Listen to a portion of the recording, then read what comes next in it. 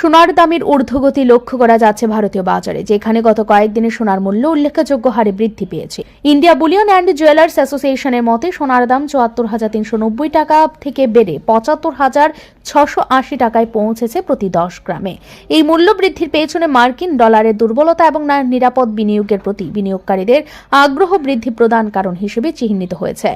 LKP সিকিউরিটিজের গবেষণা বিশ্লেষক যতীন ত্রিবেদী বলেন, রাশিয়া এবং ইউক্রেনের মধ্যে ক্রমবর্ধমান উত্তেজনা সোনার বাজারে ইতিবাচক প্রভাব ফেলেছে। তিনি উল্লেখ করেন যে নিরাপত্তাহীনতার মধ্যে সোনা সবসময় একটি নিরাপদ বিনিয়োগ হিসেবে বিবেচিত হয়।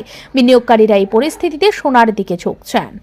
গবেষণা বিশ্লেষকরা বলছেন, ফেডারেল রিজার্ভের আসন্ন সুদের হার সংক্রান্ত সিদ্ধান্ত সোনার দামের উপর উল্লেখযোগ্য প্রভাব ফেলবে। ডিসেম্বরে তৃতীয়বারের মতো সুদের হার হ্রাসের সম্ভাবনা থাকলেও যে কোনো বিলম্ব সোনার বাজারে প্রভাব ফেলতে পারে। ব্যুরো রিপোর্ট, ঋদ্ধি নেটওয়ার্ক।